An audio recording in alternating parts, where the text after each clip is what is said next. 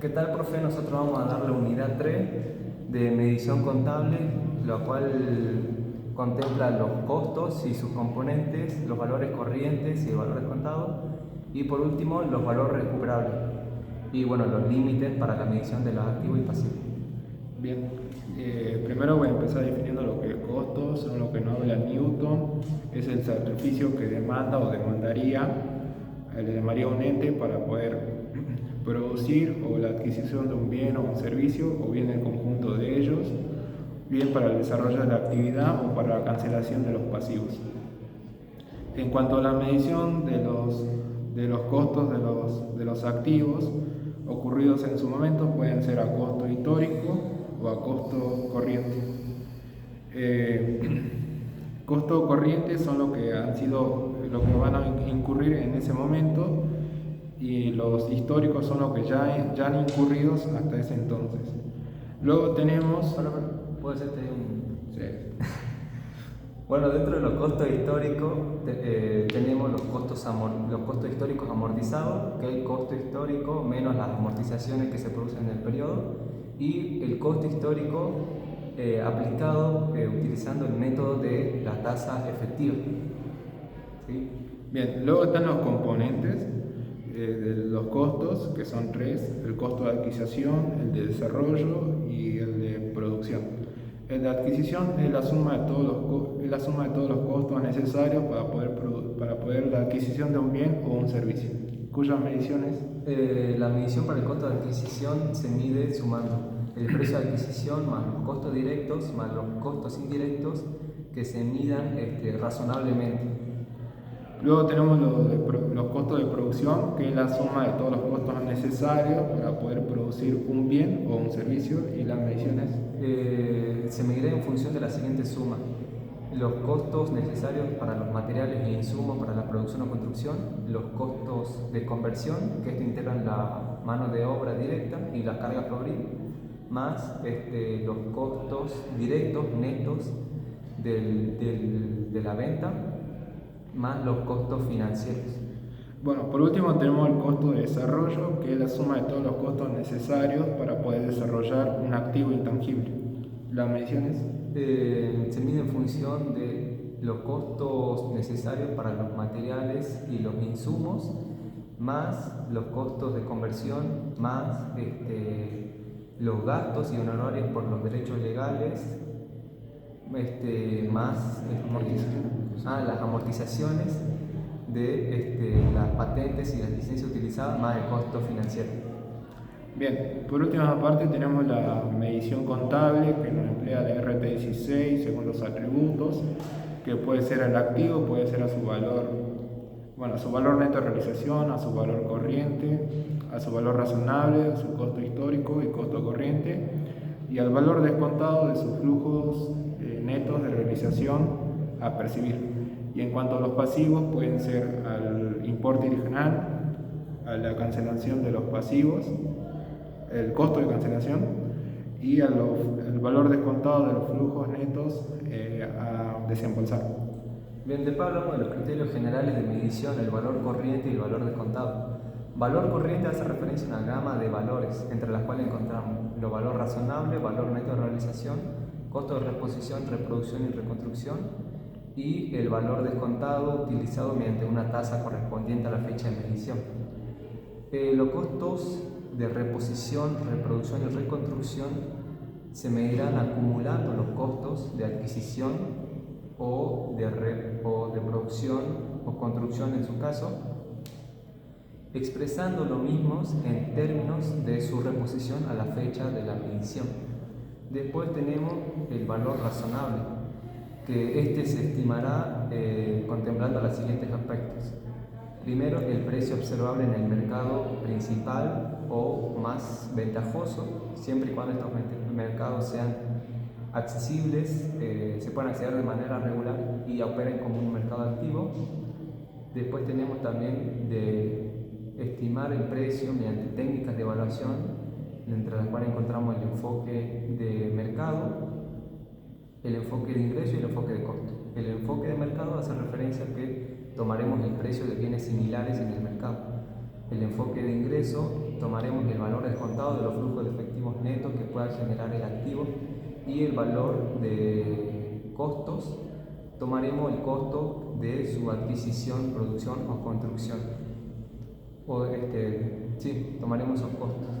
Y después tenemos, por último, para estimar el valor razonable, tomar en cuenta las características del activo o elemento a medir, entre las cuales podrían estar su locación, sus condiciones al momento de la medición y algunas restricciones que tenga para la venta. Después también hablamos de que para los activos no financieros, es decir, a los bienes de uso, vamos a también estimar su máximo y mejor uso. Y el valor razonable no se medirá para los activos que estén sujetos a un contrato de venta futura. Después tenemos el valor neto de realización. Que bueno, el valor neto de realización se calcula, digamos, con el valor razonable, restándole, digamos, lo que son los costos directos por la venta, que en este caso son las comisiones, los impuestos y los ingresos brutos o similares.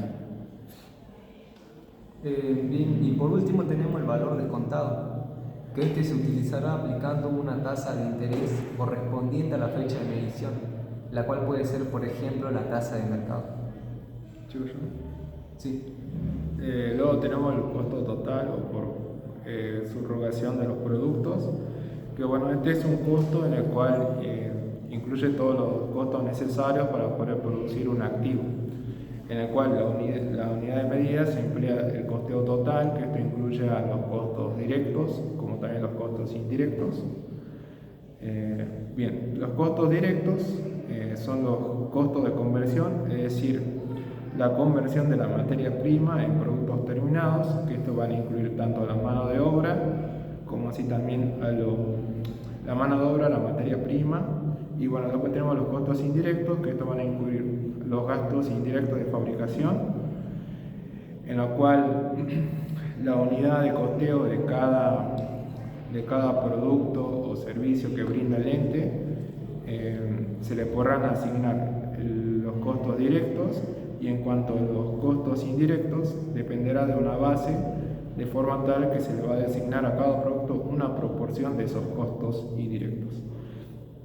Luego tenemos lo que son los costos variables, que estos costos varían directamente en proporción a la misma que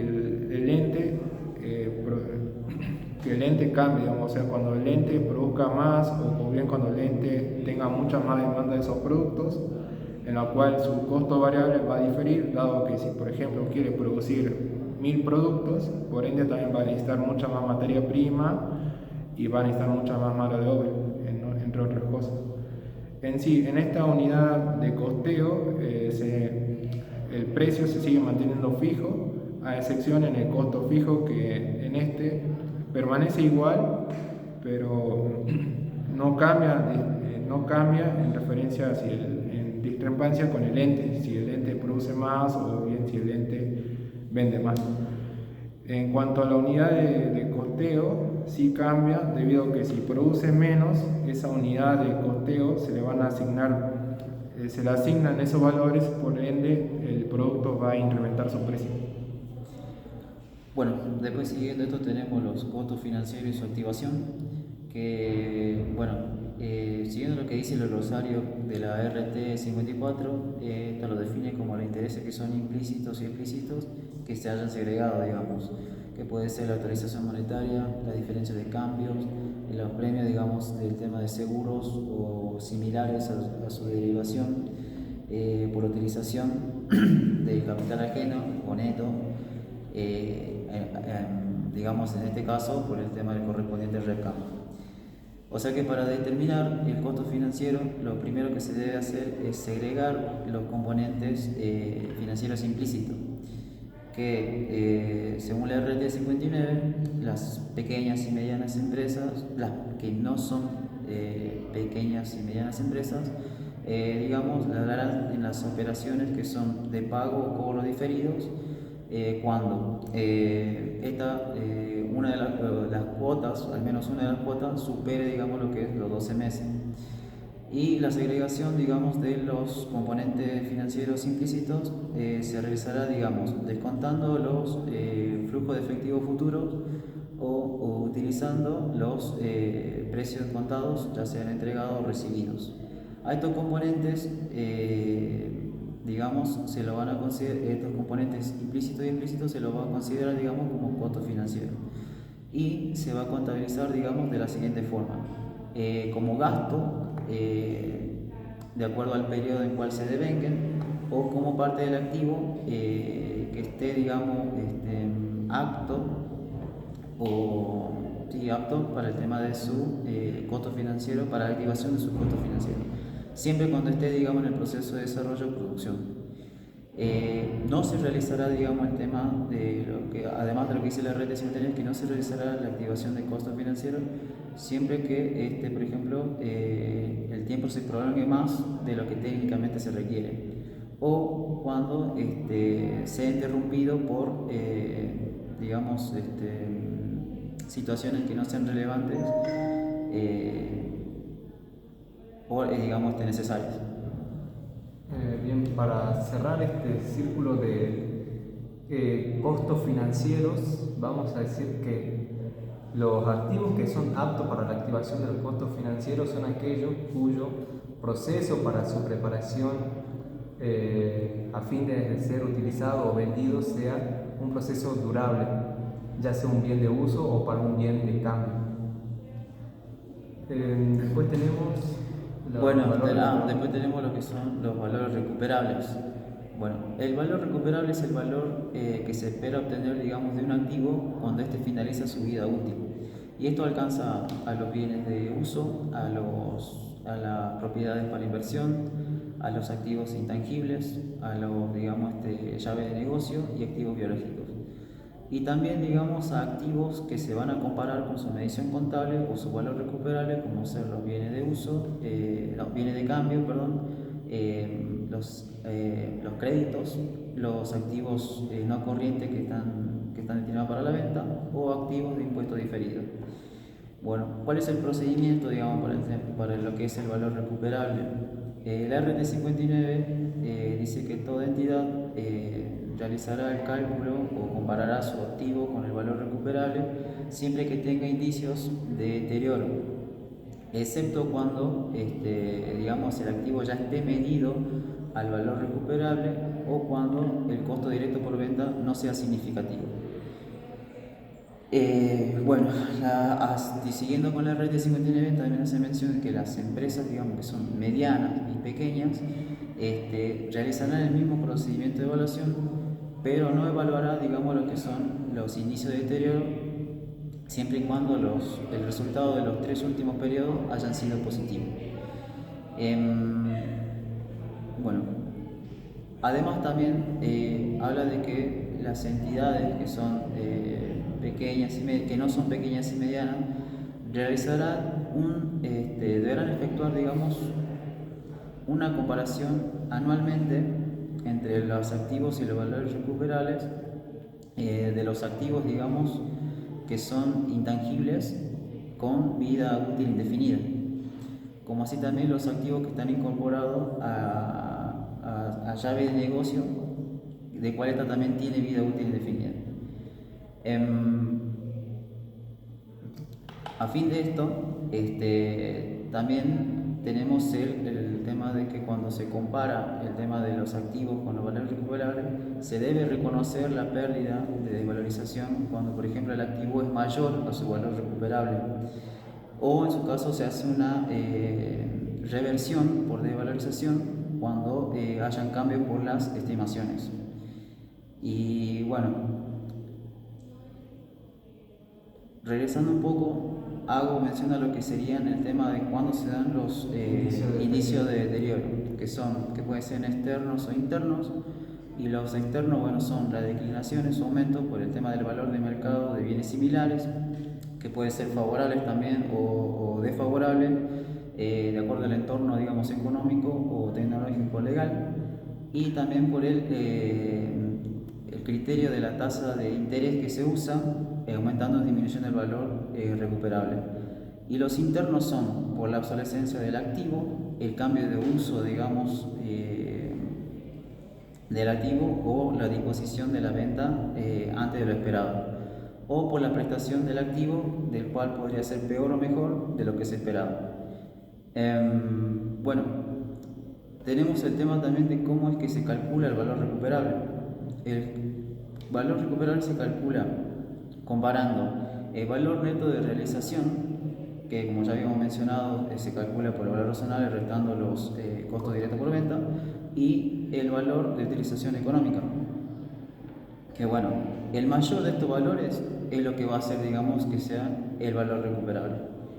Ahora es importante destacar que, por ejemplo, cuando se calcula el valor de utilización económica o sea, para calcular el valor de utilización económica, no es necesario, digamos, si es que el valor neto de realización resulta ser mayor que el activo. Y así también viceversa. Si no se debe, digamos, no hará falta calcular el valor neto de realización cuando el valor de utilización económica sea mayor al activo. Bueno, después tenemos el tema de cómo se calcula. Costo de cancelación.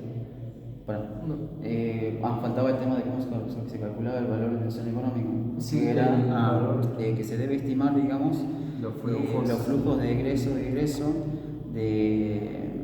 del flujo de efectivo neto derivado del uso, aplicándole una tasa de interés adecuada, digamos. Bien, y bueno, para cerrar este también tema del valor recuperable, consideramos de que para la medición de los bienes de uso generalmente vamos a estimar primero su valor de utilización económica, y para los bienes de cambio vamos a medir primero el valor neto de realización. Bien, luego para cerrar. Bueno, profe, esta es la continuación del video que nos interrumpieron. Nos faltó hablar sobre los temas de costo de cancelación y costo de oportunidad. Bien, el costo de oportunidad es el valor que un ente sacrifica al elegir otra alternativa de una acción. Es decir, renuncia a esa opción. Y bueno, ahora mi compañero le explica el ejemplo. Sí, bueno, un ejemplo de esto es, por ejemplo, el tema del alquiler de la maquinaria. Por ejemplo, en este caso, no sé si usted vio, por ejemplo, en la entrada de Jujuy que alquilan las maquinarias de construcción. Bueno, el dueño, el empresario, en vez de agarrar y construir él mismo el tema con la maquinaria, él opta por elegir el costo de oportunidad de alquilarlas y que otro haga el servicio. Obviamente para adquirir esa rentabilidad o ese crédito, ya que lo ve más beneficiario, digamos. Bien, por último tenemos el valor de costo de cancelación, que bueno, es la suma del valor razonable más los gastos adicionales necesarios para hacer desaparecer esa obligación. Bueno, como dijo mi compañero César, entendiendo el costo de cancelación como el valor límite para medir los pasivos, tendríamos, por ejemplo, cuando una empresa adquiere el título de una deuda que cotiza en bolsa. Para cancelar este pasivo, la empresa deberá contratar a un agente de bolsa, el cual va a cobrar sus comisiones y honorarios por el deber de cancelarle. Entonces, el costo de cancelación sería el importe de la deuda más los gastos en concepto de comisiones al agente de bolsa. Bien, profe, eso era todo y bueno, hasta la próxima.